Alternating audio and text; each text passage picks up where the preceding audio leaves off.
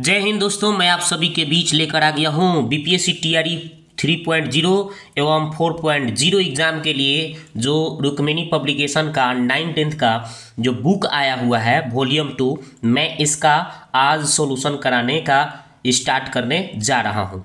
ठीक है, तो चलिए आज से एक आपको डेली वीडियो मिलेगा। मेरे साथ पहली बार आए हैं तो जुड़ जाइएगा जल्दी से, ठीक है, फटाफट।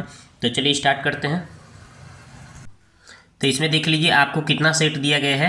ठीक है, तो इसमें देखिए 18 सेट दिए गए हैं। ठीक है, तो चलिए स्टार्ट करते हैं इसको। तो देखिए हम इसमें पहला सेट स्टार्ट करते हैं। पहले ये देखिए 71 नंबर क्वेश्चन बोला है कि त्रिभुज के 3 भुजाएं दिया है, एक 9 दिया है और एक 24 दिया है और एक 21 दिया है, इकाइयाँ है। तो बोला है कि निम्नलिखित में कौन सा सही है। जब भी ऐसे दे तो आपको याद रखना है कि जो त्रिभुज की ये तीसरी भुजा होती है, तीसरी भुजा, ये दो भुजाओं के पहले क्या होती है, दो भुजाओं से बड़ा होती है, दो भुजाओं से बड़ा, दो भुजाओं के अंतर से। तो ये पहले दो भुजाओं के अंतर निकालिए, मतलब ये 24 में से 9 को कम कर लीजिए। तो 24 में से 9 को कम करिएगा तो कितना आ जाएगा आपका, आपका आ जाएगा 15। कितना आ जाएगा 15। ठीक है, तो 15 से 12 हो जाएगा, अंतर कर दिए। और फिर ये तीसरी जो भुजा होती है ये दो भुजाओं के योग से छोटा होती है, दो भुजाओं के योग यानी इन दोनों को जोड़िएगा तो 33 को आ जाएगा। ठीक है, तो बस यही इसमें आपका 3 भुजाओं में संबंध होता है। ये दो भुजाओं का अंतर से ये तीसरी भुजा बड़ा और दो भुजाओं के योग से ये तीसरी भुजा छोटा, मतलब यही इसका आंसर होगा। देखिए कहाँ ऑप्शन है, कौन सा है। ठीक है, तो इसका हम ऑप्शन देख पा रहे हैं, ऑप्शन नंबर ए इसका आंसर है। ठीक है, तो अब देखिए दूसरा सवाल क्या है। बोला है कि एक निश्चित धनराशि 1 वर्ष 9 महीना की अवधि के लिए 10% वार्षिक चक्रवृद्धि चक्रवृद्धि दर से आपका ऋण पर दी गई थी। यदि चक्रवृद्धि ब्याज आपका 1460 रुपया है, ठीक है, तो ऋण दी गई धनराशि ज्ञात कीजिए। ठीक है, तो देखिए हमने क्या किया है यहाँ पे कि समय दिया था आपका 1 वर्ष 9 माह। ठीक है, और दर इसका दिया था 10% और इसका चक्रवृद्धि ब्याज हमें पता है, ब्याज की दर कितना था 1460। हम क्या करेंगे, पहले हम एक वर्ष मतलब 12 महीना होता है, तो 12 माह का ब्याज जो दिया है आपका ब्याज के लिए दर ये 10% था। तो एक माह के लिए हम निकालेंगे तो कितना हो जाएगा भाई, एक माह के लिए तो ये 12 उधर 10 में बट्टा में चल जाएगा, 10/12 हो जाएगा एक माह का। हमें 9 महीना का निकालना है तो 10/12 आइए गुना 9 हो जाएगा। यानी हम इसको काटे, 4 3 12, 3 3 9 और 10 10 3 30, 30/4 यानी भाग देंगे तो 7.5% आ जाएगा। और यानी कि हमें पता चल गया 1 वर्ष 9 महीना का CI हमें निकालना है। तो करना क्या है भाई, तो हमें ये देखिए कितना आ गया, 7.5% आया है इसके हिसाब से। और हमें पहले से पता था, पहले से कितना था, 9 महीना का पता चल गया और 1 साल का भी पता चल गया। यानी कि ये 1 साल की आपका 10% दिया था और 9 महीना का हम निकाल लिए तो कितना था, 7.5% आया है। तो हमें 10% और 7.5% लेकर हम इसका कुल इसका क्या निकालेंगे, CI निकाल लेंगे, है ना, कितना वृद्धि दर हो रहा है। तो चलिए यहाँ पे इसके 10 और यहाँ 7.5, फिर 10 7.5, इस ट्रिक से हम निकाल लेंगे। तो देखिए तो 10 7.5 फिर 10 गुने 7.5/100 काट कूट करेंगे। ठीक है, तो ये जोड़ेंगे तो 7.5 और इसको 7.5 थी, इसमें तो 10 से भाग देंगे तो कितना हो जाएगा 0.75 और जोड़ देंगे तो 18.25 आ गया परसेंट। और ये 18.25 कितना ब्याज था, ये किसके बराबर था, दिया था हमें 1460 रुपये के बराबर हो जाएगा जो दिया था ब्याज। और 1% का निकालेंगे तो ये बटा में चल जाएगा। और हम 100% का निकालेंगे तो उधर जाके 100 से गुना हो जाएगा। और उसके बाद में हम ये दशमलव हटाएंगे तो नीचे 100 आएगा तो 100 ऊपर एक और गुना हो जाएगा जाकर। ठीक है, यानी यहाँ से देखिए आपका 1460 फिर 100 और फिर एक और 100 हो गया है, एक और 100 और नीचे क्या है 1825 आ गया। अब इसको हम क्या करेंगे, काट कूट करेंगे हम। तो कितना बार में, तो 25 चौका 100 और 25 में 25 से भाग देंगे इसको तो 73 बार में। और फिर 73 को हम काटेंगे कितना बार में, ये 20 बार में। तो ये 20 × 100 × 4 गुना मारेंगे तो आपका आ जाएगा 8000 रुपया आंसर हो जाएगा। ठीक है, तो देख लीजिए भाई 8000 रुपया ऑप्शन नंबर ए इसका आंसर हो गया। आगे देखते हैं, ये वाला कह रहा है कि cot थीटा बराबर 9/17 है तो cosec स्क्वायर थीटा का मान क्या होगा। तो ये तो बहुत ही आसान है, देखिए कैसे बनाएंगे हम। तो देख लीजिए हमने क्या किया है, कॉट थीटा बराबर जो दिया था 9/17 लिख दिया, और कॉसेक स्क्वायर थीटा बराबर सूत्र होता है 1 + कॉट स्क्वायर, और हमें कॉट थीटा का मान पता है ना, 9/17 भर देंगे, स्क्वायर है तो स्क्वायर कर देंगे तो इतना आ जाएगा, और फिर इसको हम क्या करेंगे, इसको भिन्न के जोड़ करें, चाहे शॉर्टकट तरीका है कि एक पूर्णांक इसको लिख सकते हैं 81 बटा कितना भाई 289, कायला भाग दीजिएगा, उतने लिख दीजिए फटाफट ये हटा के, ठीक है, तो इतना आपका आंसर हो जाएगा। तो देखिए इसका फटाफट आंसर देख लीजिए कौन सा है, ऑप्शन नंबर सी इसका राइट आंसर हो गया। आगे बात करते हैं, ये देखिए एक बड़ा सा क्वेश्चन है, इसको देखते हैं। इसका बोल रहा है कि सुहास एक आपका 3.15 मीटर लंबा पेड़ और एक 11.25 मीटर ऊंची इमारत इस प्रकार अवस्थित यानी खड़े हैं कि जमीन पर उसके आधार एक रेखास्थ है, मतलब एक रेखा की तरह है, और बोल रहा है कि तथा पेड़ सुहास और इमारत के बीच में स्थित है ना, पेड़ और सुहास लड़का और इमारत के बीच में ये पेड़ है, ऐसे होगा कुछ।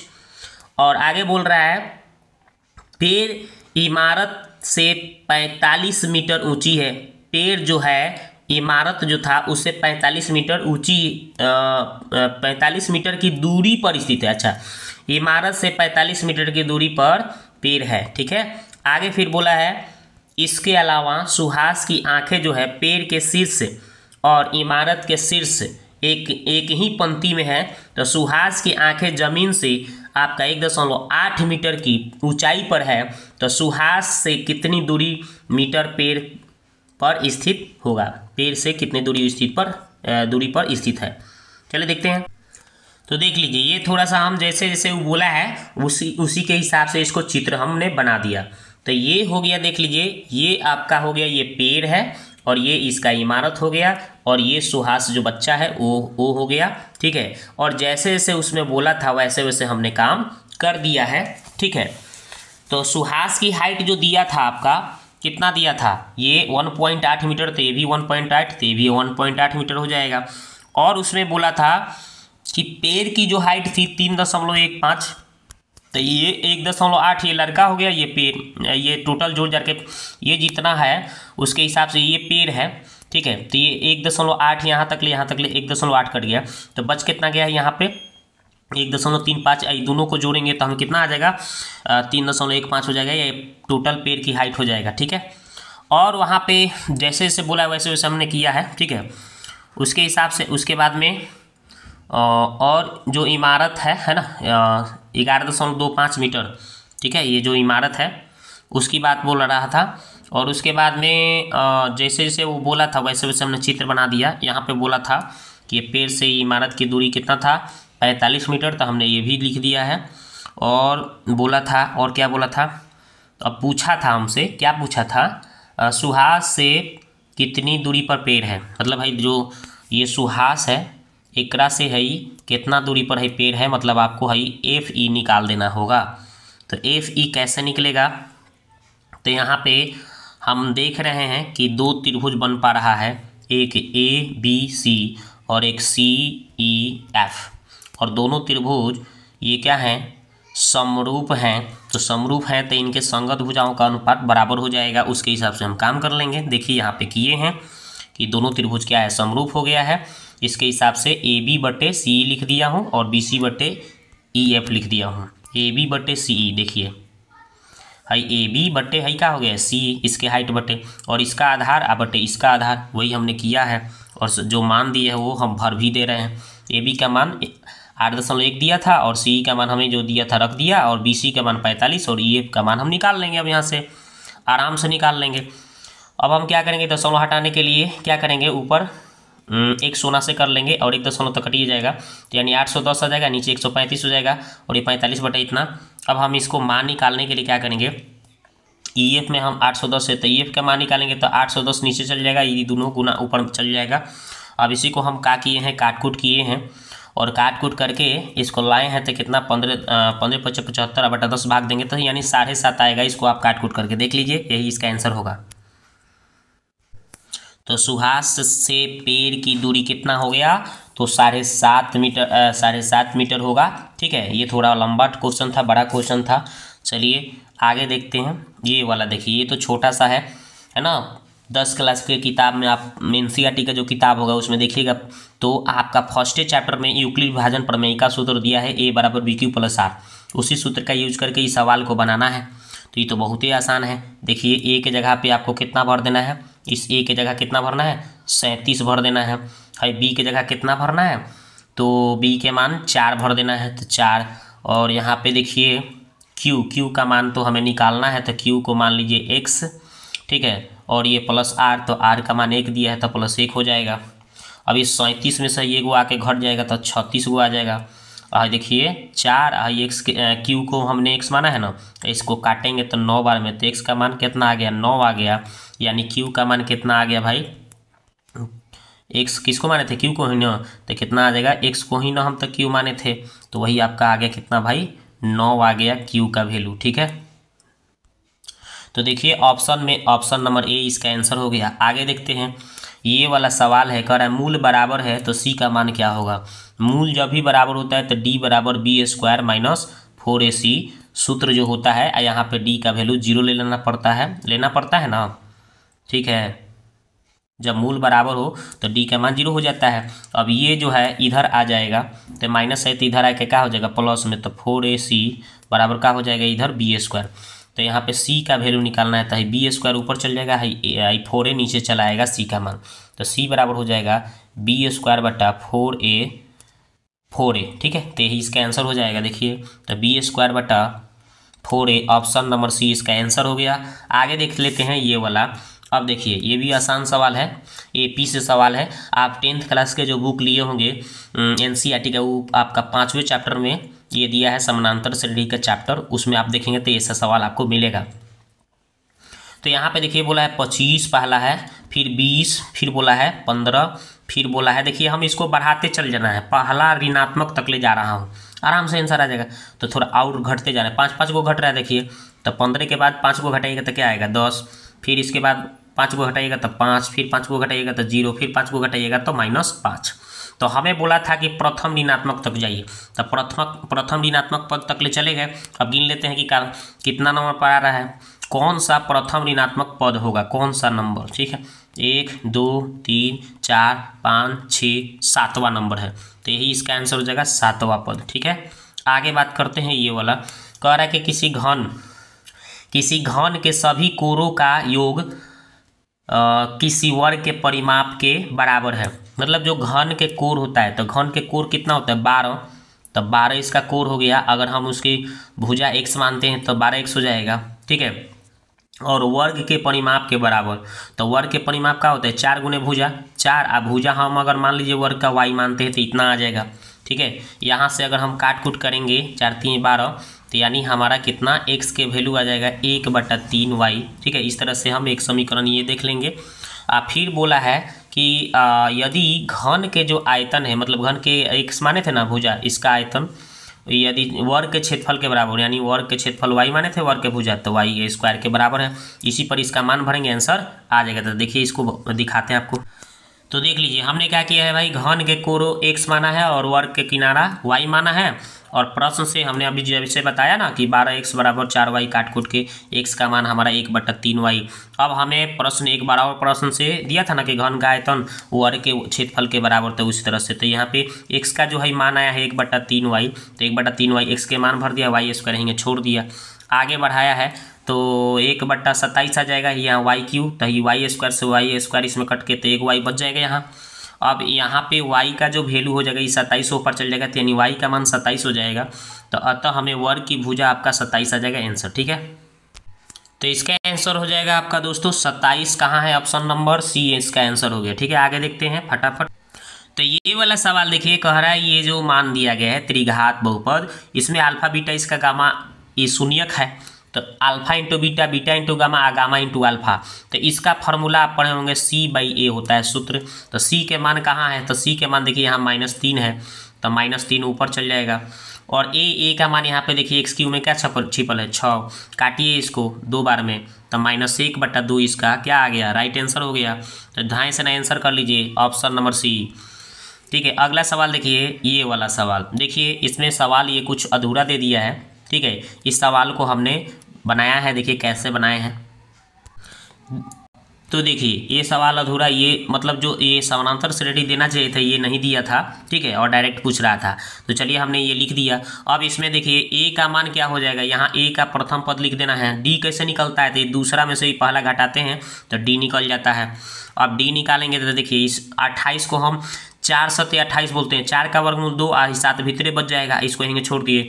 और 2√7 में से 2 को √7 में से 1√7 घटेगा तो 1√7 बचेगा।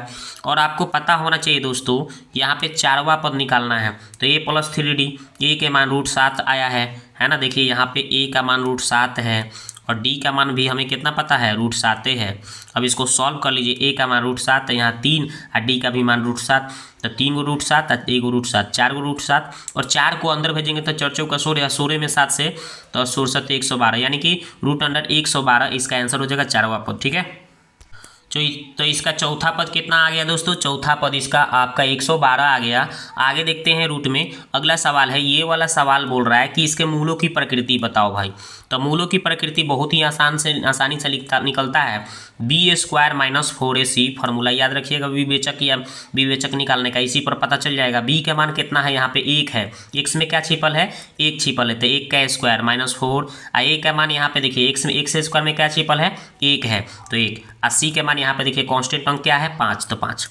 अब 1 का स्क्वायर 1 और 4 बचे कितना हो जाएगा, ये 20, तो यहाँ पे 20। अब 1 में से 20 को घटेगा तो उल्टा घटेगा, तो d का मान कितना आ जाएगा भाई, तो d का मान आ जाएगा -19, जो कि माइनस में जब भी आता है तो मूलों का अस्तित्व नहीं होता है, यानी कोई भी मूल वास्तविक नहीं होता है। तो इसका आंसर क्या हो जाएगा दोस्तों, देखते हैं। तो इसका आंसर आपका अवास्तविक मूल हो जाएगा, ऑप्शन नंबर सी।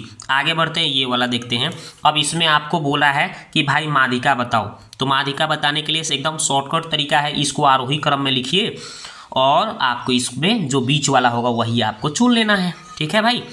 तो इसमें गिन लीजिए क्या है, 1 2 3 4 5 6 7 8 9 10 11 गो है। तो 11 गो है, तो बीच में अगर 11 1 12 12 क्या था 2 थी, सॉरी 11 में एगो बढ़ा लीजिए तो 12 12 क्या था 6, यानी 6 नंबर पे जो अंक होगा वही इसका आंसर होगा, आरोही क्रम में सजाएंगे तो, ठीक है। तो आरोही क्रम में इसको सजाते हैं, बीच में जो पड़ेगा वही इसका आंसर लिख देते हैं। तो सबसे पहले कितना है, तो इसमें आरोही क्रम में सजाइएगा तो सबसे पहले कौन है, 33 दिया है, देखिए। तो हम पहले किसको लिख देंगे, 33 को लिख देंगे। कितना को लिखेंगे, 33 को लिखेंगे, देखिए 33 हो गया। फिर उसके बाद कितना है, 35 है, देख के लिखिए। फिर उसके बाद कितना है भाई, 41 है। फिर उसके बाद 46 है। फिर उसके बाद कितना है, 55 है। फिर उसके बाद आपका कितना है, 58 है। फिर उसके बाद कितना है, देखिए तो 58 के बाद फिर 64 है। फिर कितना है, 77 है। फिर कितना है आपका 87 है। फिर कितना है आपका 90 है। फिर आपका कितना है 92 है। और हम देख रहे थे कि टोटल 11 गो था, बीच में कौन नंबर पड़ेगा, 6 नंबर। तो 6 नंबर में देखिएगा तो ये बीच में 6 नंबर में पड़ रहा है। 5 गो इधर छोड़ दीजिए, 5 गो इधर छोड़ दीजिए, अब बीच में कौन पड़ रहा है, 58 पड़ रहा है।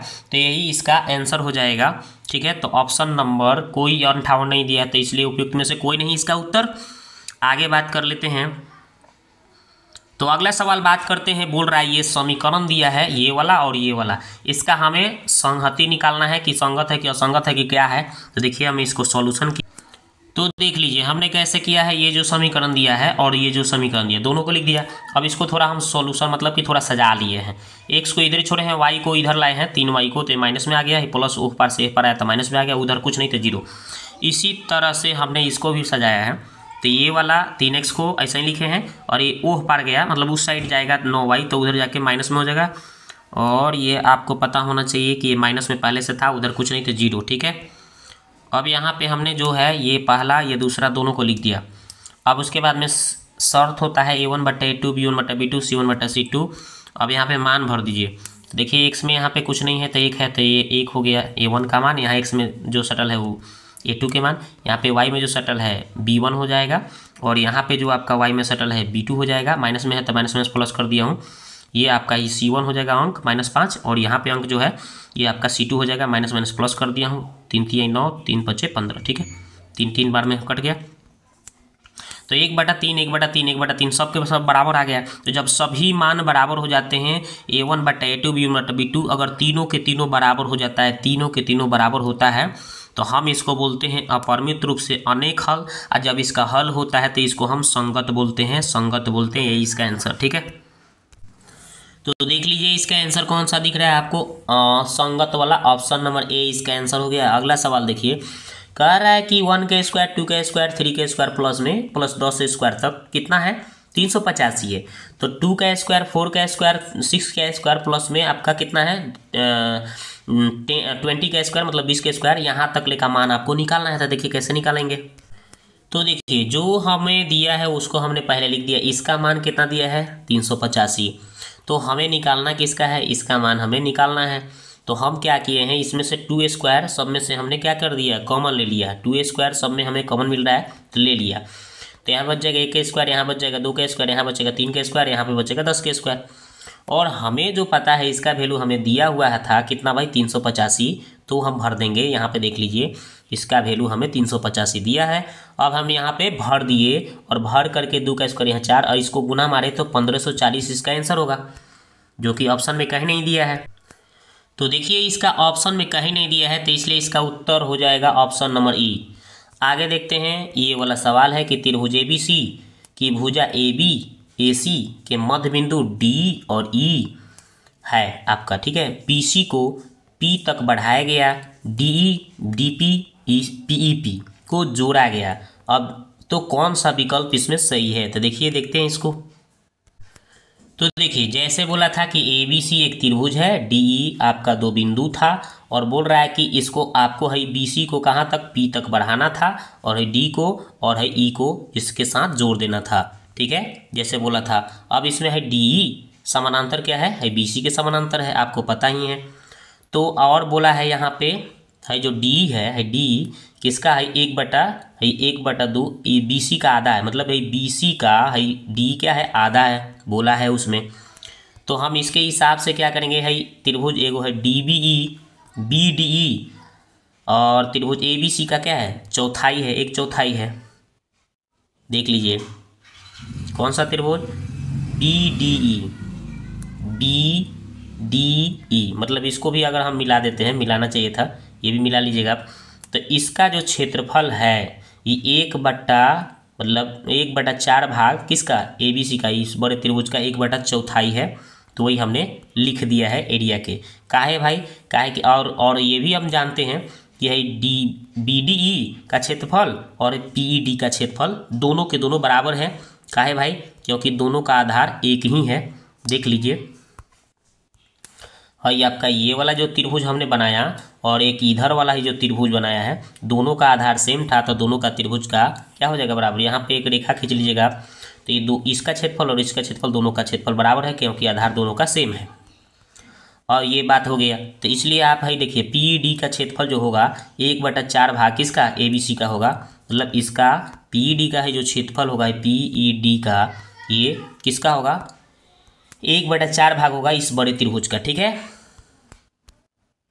तो देख लीजिए कौन सा इसका सही आंसर हो गया, ऑप्शन नंबर ए इसका आंसर हो गया। आगे देखते हैं ये वाला देखिए कह रहा है कि यदि किसी समलंब समानांतर चतुर्भुज की भुजाएं 8 सेमी और 4 सेमी हो और M और N जो है आपका यानी कि समलंब के विकर्णों के मध्य बिंदु है, तो MN की लंबाई क्या होगा, देखते हैं इसको।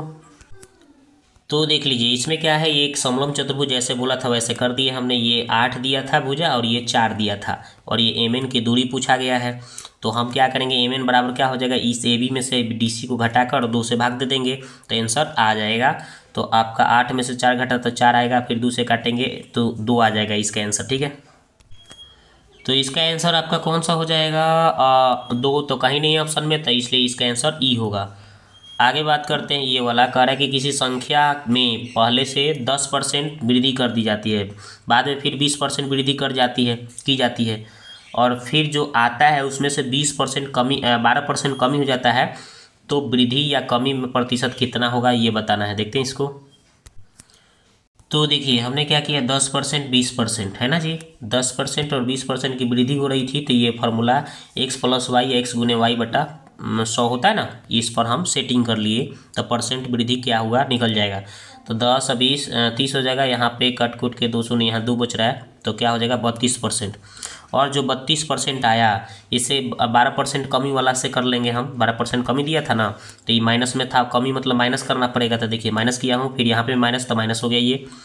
अब हम जब इसको सॉल्यूशन कर लिए तो इसमें से घटा तो 20 को आया, और इसको सॉल्व किया तो इतना आ गया, और घटाया तो आपका 16.16% इसका आंसर हो गया वृद्धि। ठीक है, तो इसका आंसर आपका 16.16% वृद्धि हो जाएगा, यही इसका आंसर हो जाएगा।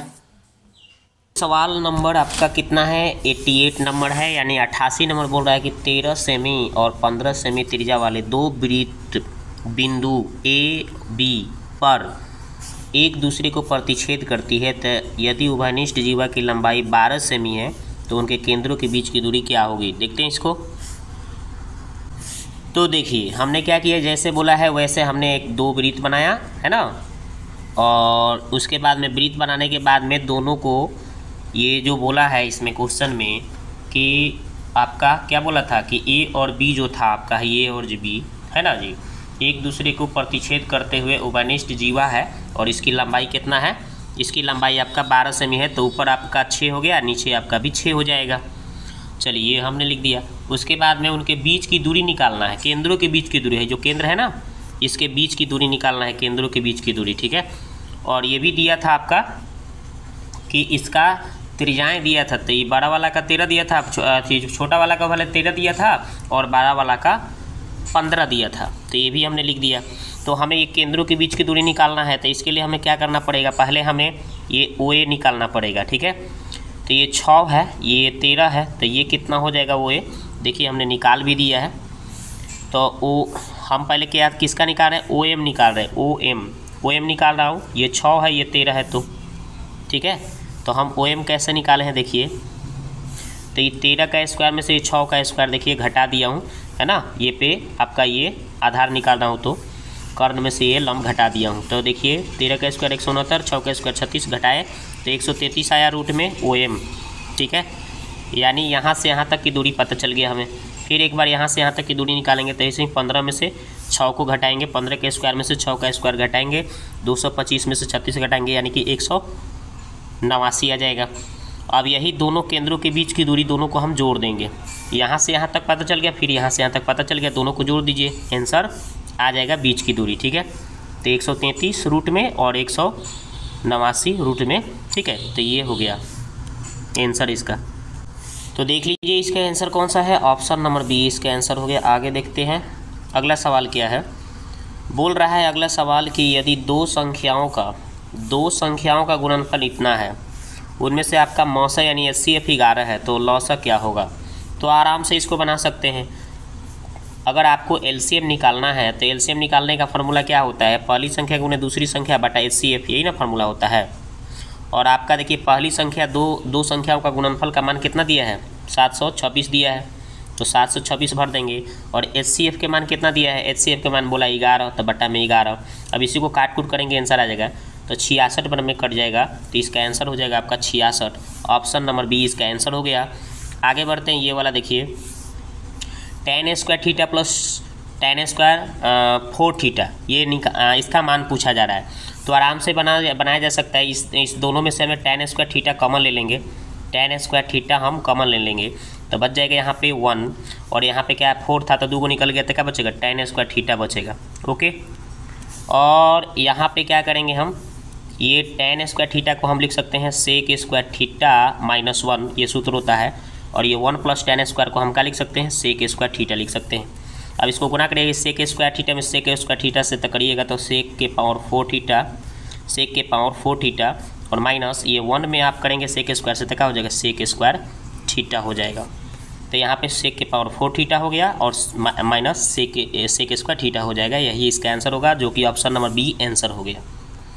आगे देखते हैं, ये वाला सवाल है, इसमें आपका इसका मान पूछा गया है, तो ये भी बहुत आसान सवाल है।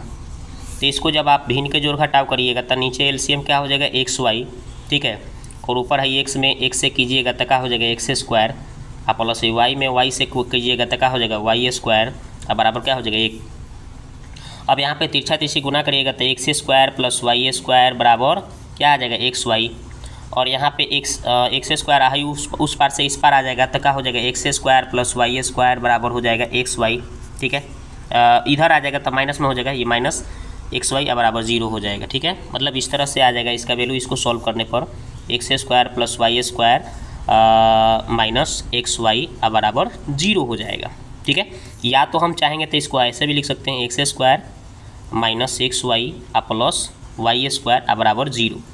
अब ये वाला हमें मान याद रखना है, बाद में मान भरेंगे ये। ठीक है, चलिए तो इसका वैल्यू पूछ रहा था। ए क्यू प्लस बी क्यू का सूत्र क्या होता है, ए प्लस बी इंटू ए स्क्वायर, मतलब कि एक्स वाई है तो एक्स वाई करेंगे, एक A square minus x Y plus B square होता है तो बी स्क्वायर मतलब वाई का स्क्वायर। ठीक है, यही होता है इसका सूत्र। अब यहाँ पे इसको हम एक्स प्लस वाई को हम कितना बोला है, 2 बोला है, तो यहाँ पे 2 रख देंगे। और इसका वैल्यू हम निकाले थे 0, तो इसको गुना करेंगे तो क्या आएगा, 0 आंसर हो जाएगा।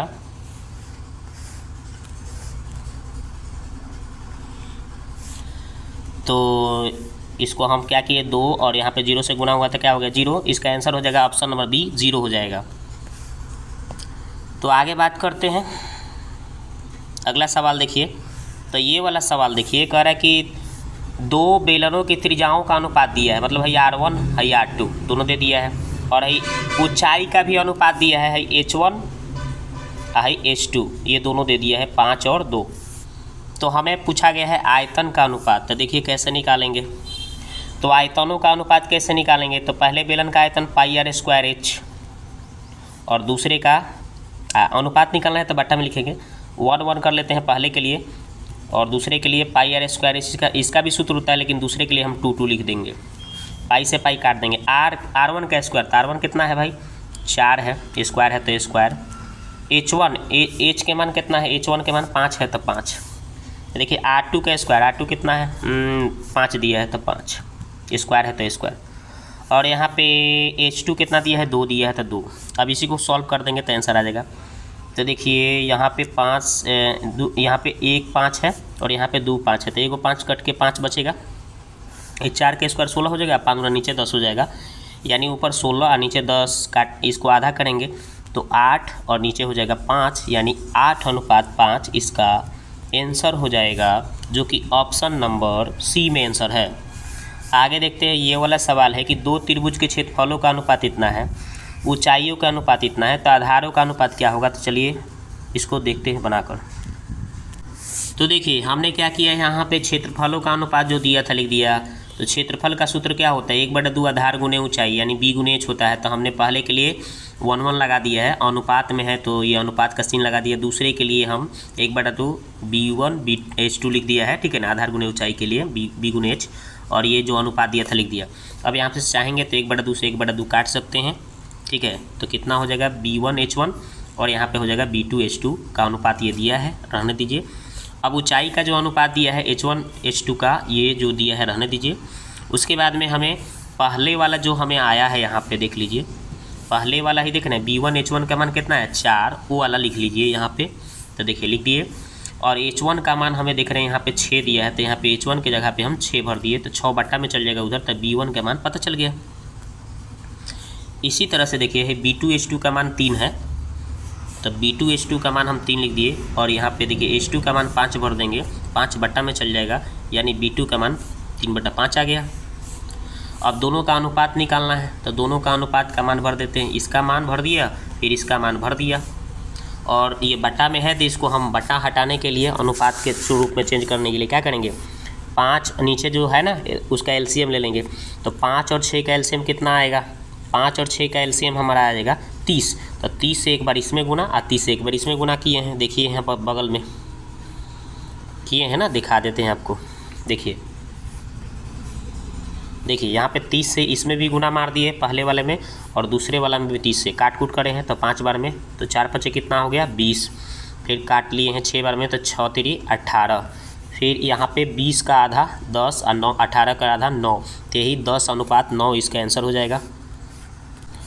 तो देख लीजिए इसका आंसर कौन सा हो गया, आपका 10:9, ऑप्शन नंबर सी। आगे बात करते हैं, ये वाला सवाल देखिए, बोल रहा है कि PQR जब अलग अलग कार्य करते हैं तो किसी कार्य को क्रमशः 36 दिन, 48 दिन और 144 दिन में पूरा कर सकते हैं। तो PQR एक साथ मिलकर कार्य करना शुरू करते हैं। P कार्य पूरा करने में 12 दिन पहले, छोड़ देता है, और क्यू जो है पूरा करने में 8 दिन पहले छोड़ देता है, लेकिन आर लास्ट तक ले काम करता है। तो कार्य को पूरा करने में लगने वाले कुल संख्या क्या होगा, देखते हैं दिनों की कुल संख्या क्या होगा। तो इसको देखते हैं। तो देखिए हमने क्या किया यहाँ पे, यहाँ पे देख लीजिए। तो यहाँ पे P और Q और R तीनों का जो दिया था 36, 48 और 144, ये तीनों का जो टाइमिंग लग रहा था वो हमें क्या किया है, दे दिया है। ठीक है, इतना दिन लग रहा था। तीनों का एलसीएम लिए तो 144 आ गया टोटल वर्क, और ये 36 से इसको काटेंगे तो 4 बार में, इस 48 से इस 144 को करेंगे तो 3 बार में, और 144 से 144 एक बार में कट जाएगा, यानी इसका क्षमता भी निकल गया ये सब। अब हमें तीनों मिलकर जब काम कर रहे थे, तीनों मिलकर PQR, ठीक है, तो कितना दिनों में भाई, तो एक इसको मान लेते हैं। और ये लगातार R जो था लगातार काम कर रहा था, तो इसमें R वाले को हम 144 था वो टोटल लिख दिए हैं। उसके बाद P का हम क्या किए हैं, कितना दिन बाद छोड़ दे रहा था, 12 दिन बाद, और Q 8 दिन बाद छोड़ दे रहा था, लगातार R अंत तक ले किया था, तो R वाला पूरा लिख दिए हैं। अब यहाँ पे मान भरेंगे तो देखिए ये तीनों का कैपेसिटी हम जोड़ देंगे। देखिए कितना आया है PQR का, 4, 3, 7, 1, 8, तीनों का 8 जोड़ दिया, एक से ऐसे छोड़ दिया 144। और P का मान कितना आया है, 4 भर दीजिए यहाँ पे, तो 4 में 12 से 48 आ जाएगा।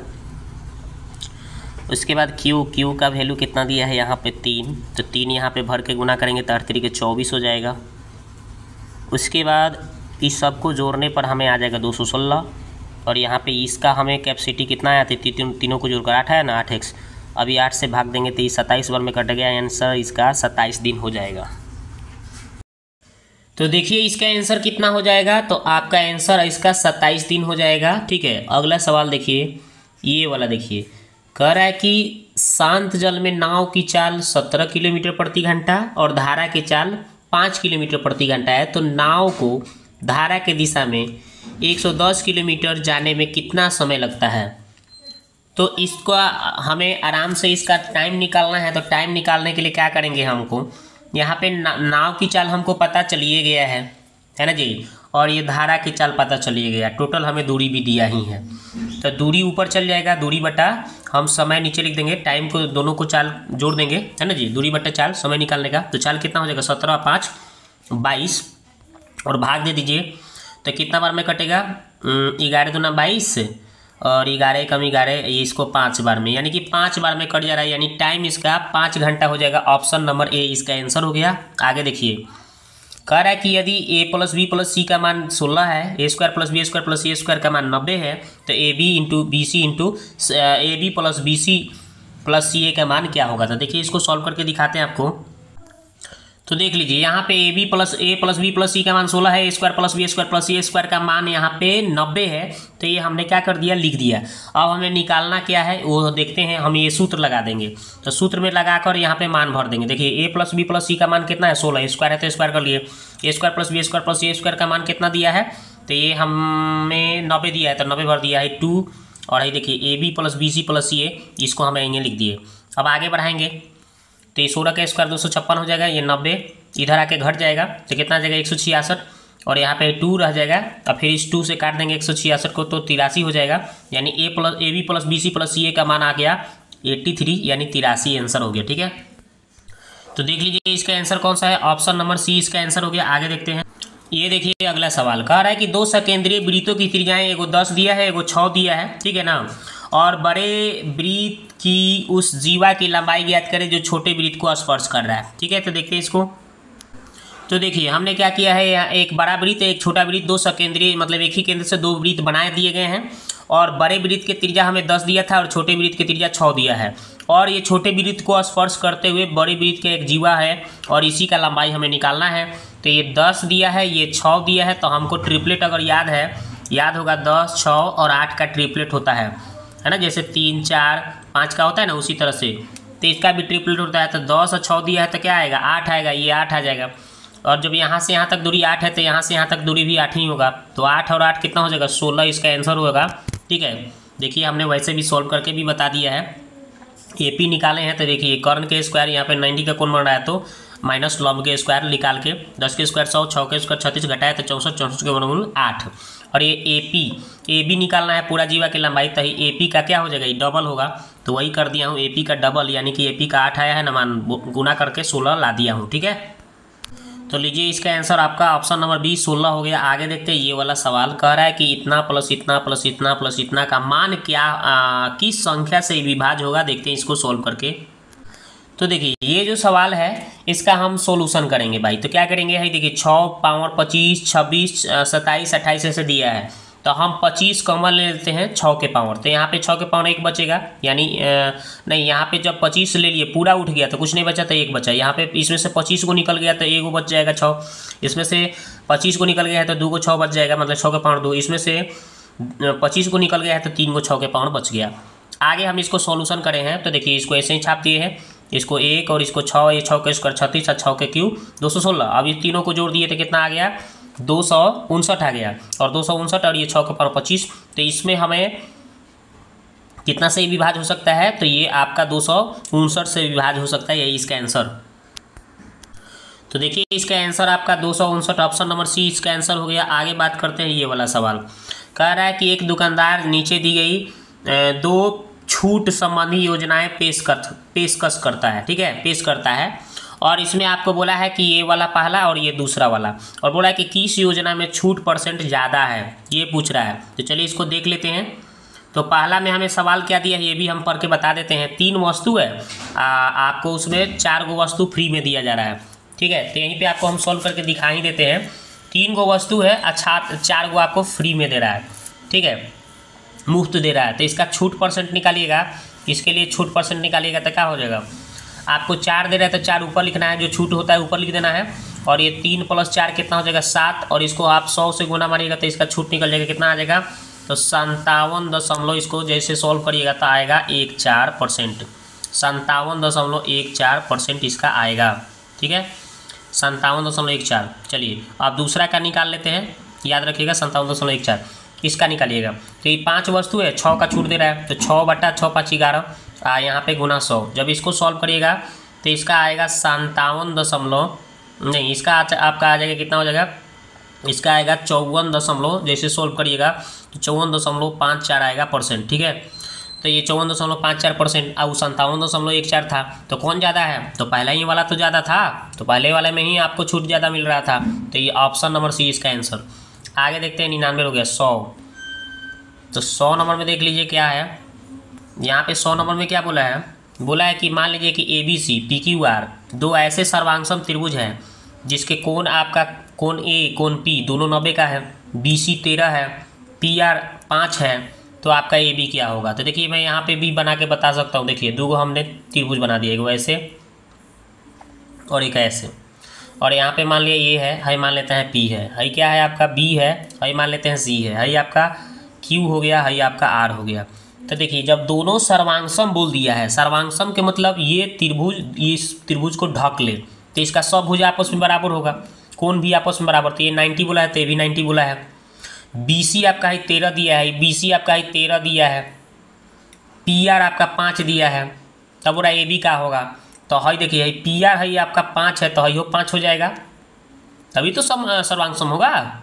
सर्वांगसम के लिए ये त्रिभुज इस त्रिभुज को ढक ले, तो ये 5 है तो ये भी 5 हो जाएगा, ये 13 है तो ये भी 13 हो जाएगा।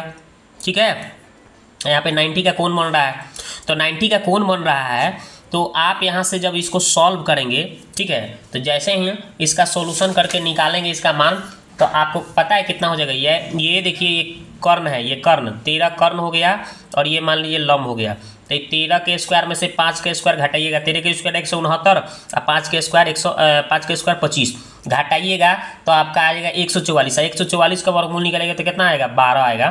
तो ये आपका ये भुजा आपका 12 हो जाएगा, जो कि दाएं से ना आपका आंसर आ गया ऑप्शन नंबर सी।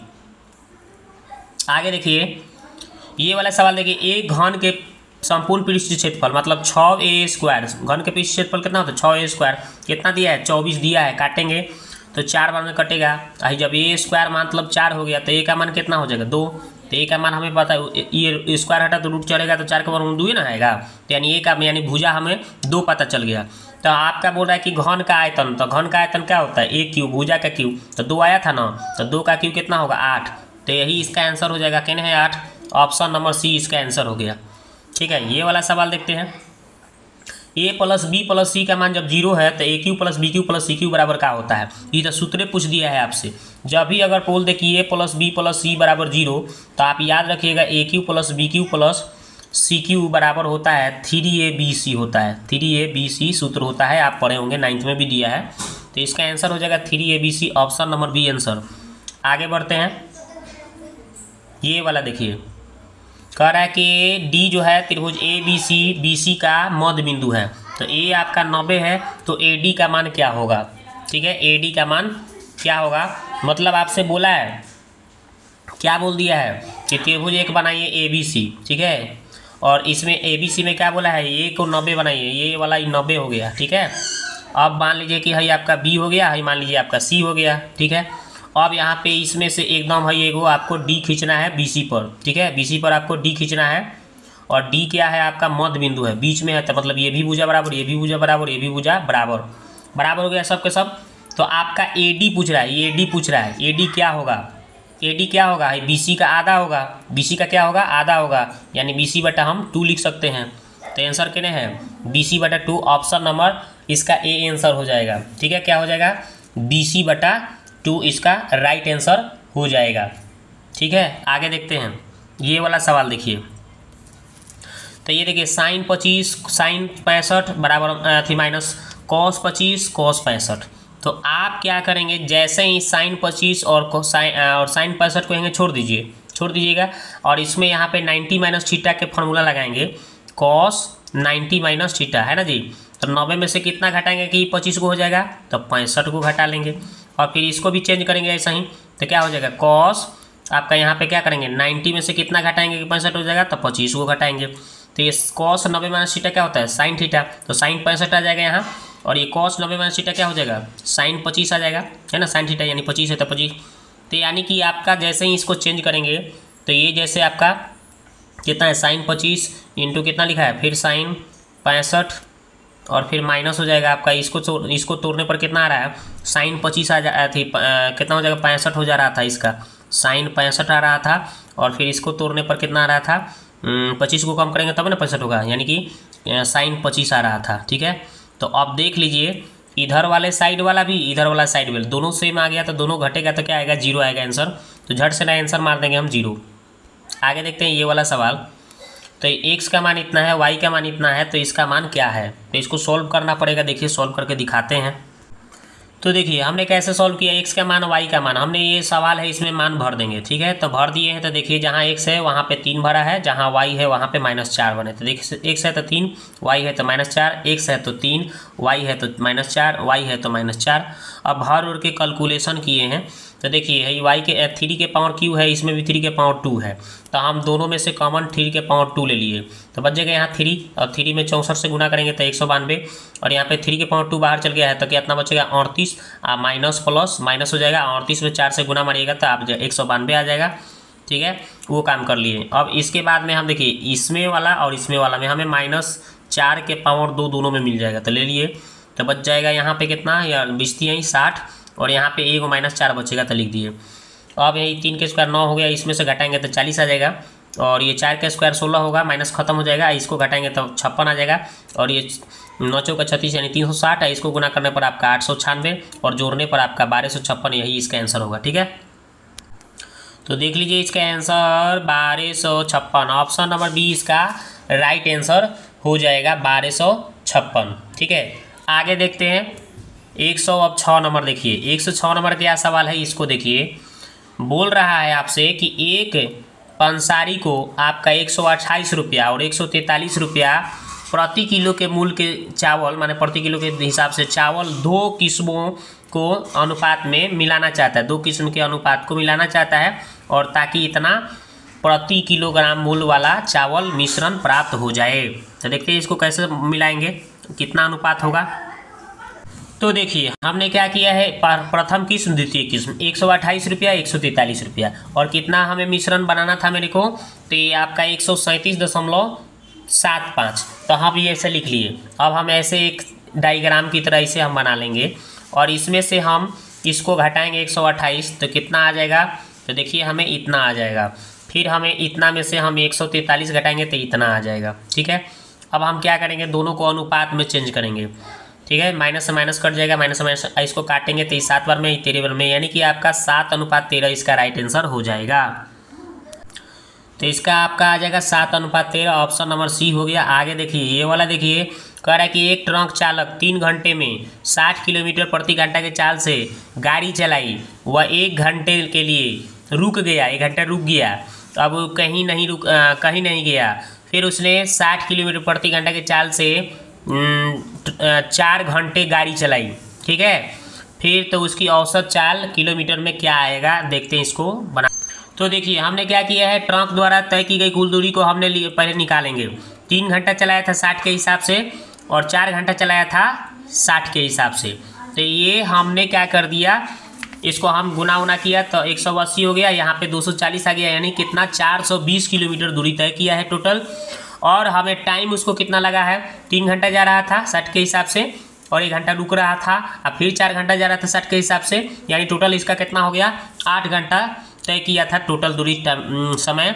तो औसत चाल बराबर दूरी बटे समय, तो दूरी हमें 420 और ये 8 इसका टाइम आया है, भाग देने पर आपका आ गया 52.5 किलोमीटर प्रति घंटा आंसर होगा। तो देखिए इसका कौन सा आंसर हो गया भाई, 52.5, ऑप्शन नंबर सी इसका राइट आंसर हो गया 52.5। ठीक है, अब आगे देखते हैं। देखिए ये वाला सवाल है, कह रहा है कि एक पुलिसकर्मी एक चोर को पीछा करता है, उससे 630 मीटर दूर है वो।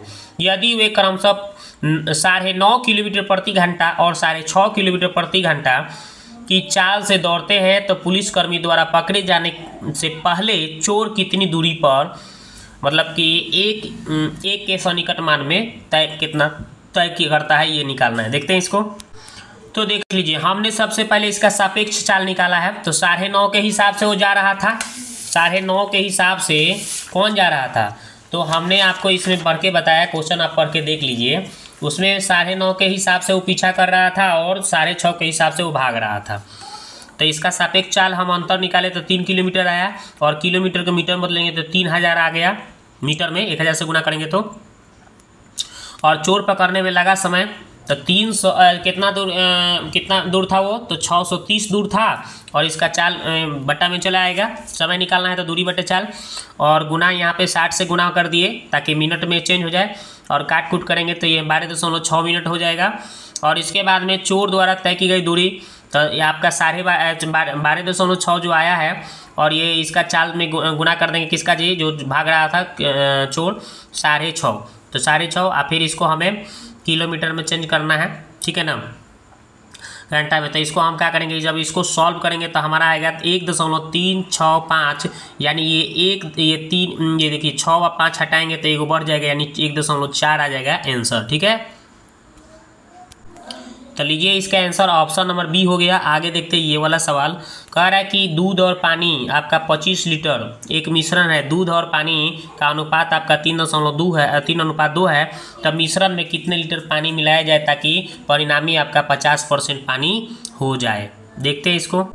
तो देखिए हम पहले मिश्रण में दूध की मात्रा निकाल रहे हैं, तो दूध की मात्रा कैसे निकालेंगे भाई, तो 25 लीटर उसमें क्या था, दूध और पानी दोनों 25 लीटर था ना, और उसमें आपका अनुपात कितना दिया था दूध पानी का, 3:2 दिया था, यानी टोटल जोड़कर कितना हो जा रहा है 5, तो 25 में 5 से भाग देंगे, और 3 यानी दूध निकालना है तो 3 से गुना मारेंगे, तो इसको गुना करने पर आ रहा है 5 15 लीटर हो जा रहा है खाली दूध की मात्रा। अब देखिए मिश्रण में 50% पानी के लिए, मिश्रण में 50% जब पानी के लिए मिश्रण जो हो रहा है, बनाया जा रहा है, उसको हम देख रहे हैं।